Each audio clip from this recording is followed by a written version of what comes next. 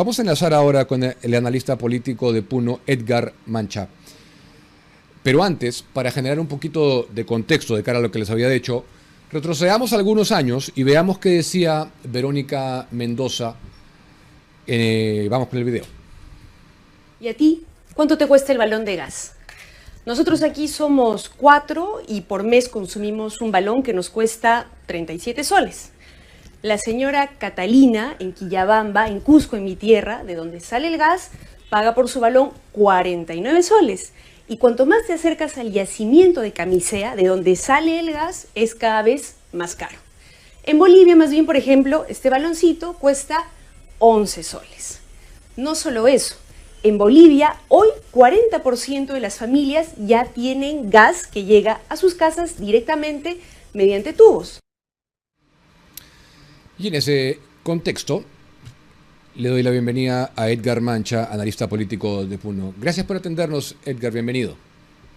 ¿Cómo está, don Diego? Muy buenas noches, un orgullo estar en su programa y muchas gracias por la invitación. Veíamos el video de Verónica Mendoza. Yo he querido contextualizar con eso porque si ella cuando era candidata propugnaba eso, con mucha mayor razón debemos tener la conciencia de que Vicente de la Noca, que es el que ella ha elegido para liderar la alianza y ser el candidato presidencial, propondrá al país. ¿Quién es Vicente de la Noca? Bueno, es un colega docente universitario de la Facultad de Ciencias Sociales. Él está en la carrera de Antropología, es egresado de esta universidad.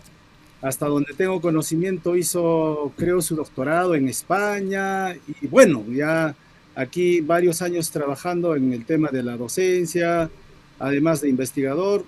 Bueno, estamos, creo, similar de cantidad de años como docentes universitarios. ¿Y dónde se ha formado su pensamiento? Adentrémonos ya un poco más a eso. Tú has dicho que es un copia y pega de la propuesta del MAS desde la originalidad de la Constitución y protestar por ella y llevarlos hacia una asamblea constituyente, etcétera.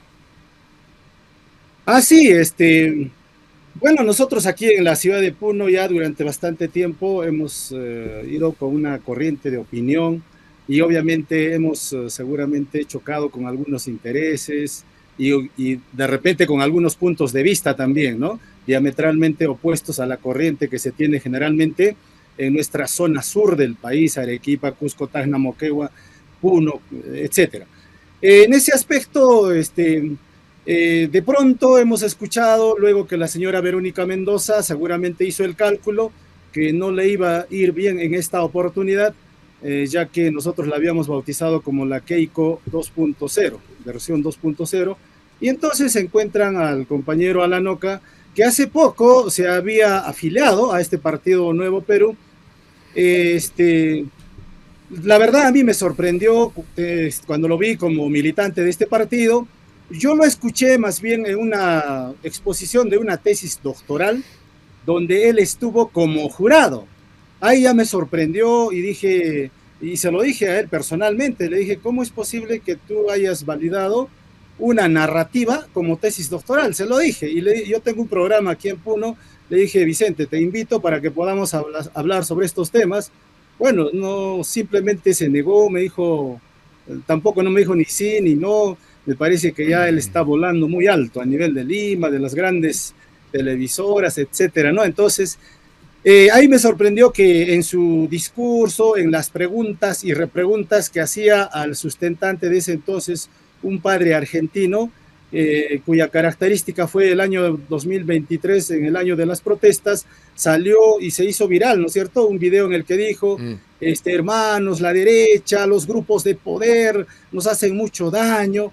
Oye, almirante Montoya, lávate la boca antes de hablar de Evo Morales. Hermanos peruanos, ¿por qué no repensamos en juntarnos al RUNASUR? Dijo, ¿no? Entonces, ahí claramente se notaba que este padrecito, que estaba en el distrito de Pucará, y a raíz de esta expresión creo que fue vetado y lo retiraron. No obstante, había hecho su tesis pues en la Universidad Nacional del Altiplano, donde prácticamente hizo una narrativa tal y cual como conocemos, ¿no? Claro. Que los grandes grupos de poder, que la educación está solo para un grupo de privilegiados, y que el señor Alanoca también corroboró y dijo, pues, nunca vi una tesis tan excelente como la que usted hizo, efectivamente, el indigenismo, la discriminación, el racismo, todas esas narrativas que el socialismo del siglo XXI lo tiene pues muy presente. Entonces, creo que esa fue la oportunidad que conocí a este señor Vicente y dije, bueno, ese es su punto de vista y ya fui ya más o menos observando cuál era la posición ideológica que tenía, ¿no? Claro, entonces para que la gente lo tenga claro y esté lista, va a venir con las mismas propuestas de siempre, ¿no? Estado grande, subvenciones, que todo esté subsidiado, agudización de los conflictos, centralismo limeño versus provincias, ricos versus pobres, blancos versus indios, todo lo mismo. Exactamente.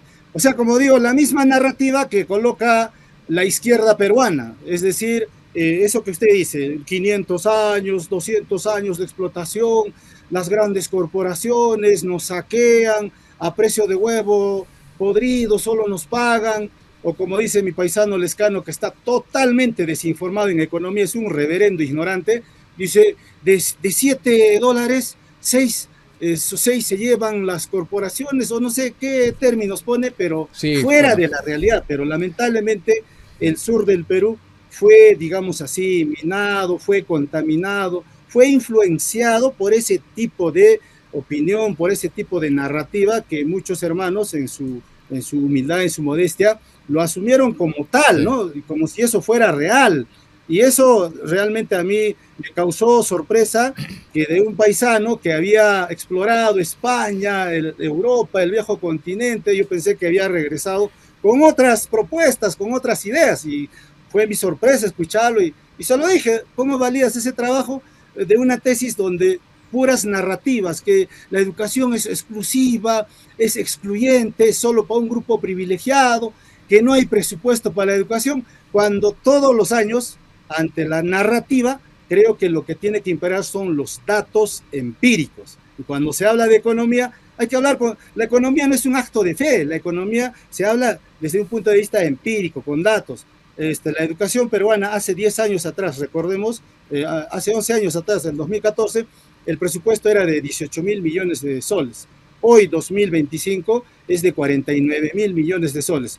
Entiendo que hay muchas necesidades, entiendo que hay brechas, sobre todo en el tema de infraestructura, que todavía no se han resuelto, efectivamente, porque son décadas también de letargo, pero ahí cae esa narrativa de que se ha achicado el presupuesto, se habla del achique, entonces ahí dije, bueno, este señor va con esa narrativa de la izquierda, va con Sí. esa narrativa del socialismo del siglo XXI, que la señora Verónica Mendoza pregona y engaña pues a incautos peruanos. Lamentablemente, una gran parte del electorado no se molesta en averiguar si esa narrativa se sustenta en datos reales, ¿no? Eso lo que acabas de decir me hace acordar a mí de cuando entrevisté a Castillo. Ese ejemplo exacto que tú has dado. La empresa se lleva de cada $6, 5 se lo lleva, sin ningún sustento económico por ningún lado, ¿no? Ahora, la diferencia es que Alanoca sí es catedrático de verdad y Castillo no. ¿Cómo lo definirías tú? ¿Es comunista de buenas a primeras? Yo lo calificaría, él dice, yo soy indigenista, dice, bueno, por esa corriente, pero al final, o el indigenismo o esa corriente hacia donde del nacionalismo, al final la vertiente es ir a ese camino de la izquierda peruana abraza esa ideología del socialismo camino al comunismo. Obviamente aquí confronté mucho con paisanos, me dicen, Edgar, ¿dónde existe comunismo? Efectivamente, no hubo en el mundo el comunismo. Cuando Carlos Marx, en su manifiesto comunista, él escribe en 1877, si mal no recuerdo, junto con aquel señor Federico Engels, de que ese era su sueño de opio, ¿no? Porque la sociedad capitalista primero tenía que llegar al socialismo, ese era el tránsito.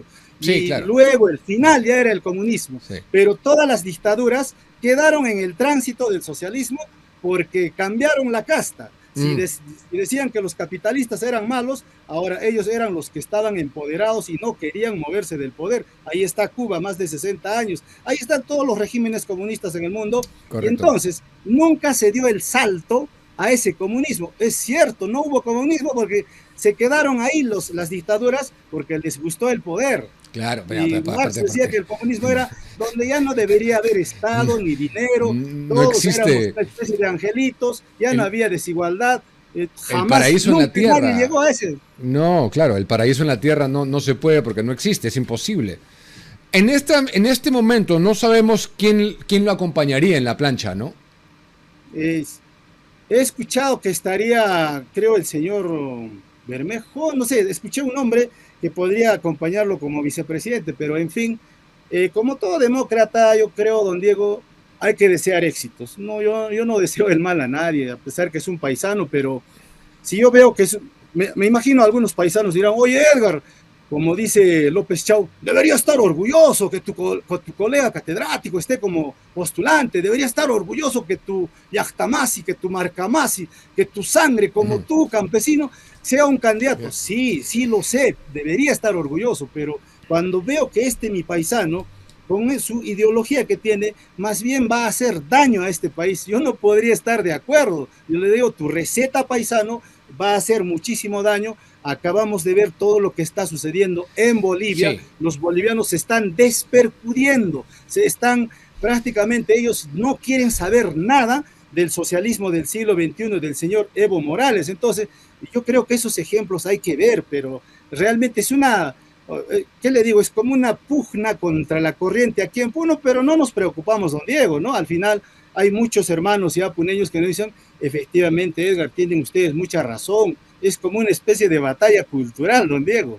Bueno, claro que lo es, pero yo sí me preocuparía en el sentido de que al margen de izquierdas o derechas o centros, si está dentro del espectro democrático, sí se puede aceptar como una contraparte válida de cotejo de ideas, pero cuando una persona que se niega a calificar a Cuba, Nicaragua y Venezuela de dictaduras, eso me parece que cambia un poquito el tenor de las cosas. Efectivamente, pero si usted le pregunta ¿qué opinas del régimen de Boluarte? Es una dictadura, o sea, no dudan en calificar como dictadura a la señora Boluarte, a pesar de que ellos son muy crudos, muy ácidos en su crítica. Yo comparto también, en parte, efectivamente la señora Boluarte ha demostrado una incapacidad total de gobernar. Ahí está en la calidad de ministro que tiene, pero eso nada tiene que ver con el tema de saber diferenciar las dictaduras, porque en una dictadura, imagínese, don Diego, nosotros los que tenemos programa aquí en Puno, sobre todo con mis dos copanelistas, tantas veces que somos furibundos críticos con la señora Boluarte y sus ministros, ya hace tiempo estaríamos en la cárcel de Yanamayo seguramente silenciados. Entonces hay que saber, buenos para decir si hay dictadura en el Perú, pero dígame de Venezuela, de Cuba, de Nicaragua, lo dudan. ¿Qué me dijo? Ese rato se ponen cambian de tema, no dan, claro, no dicen si son dictaduras o no, no son tan ácidos como sucede con el régimen actual del Perú. Bueno, un gusto conocerte y tenerte en el programa, Edgar. Estaremos en comunicación, estoy seguro, a lo largo de la campaña.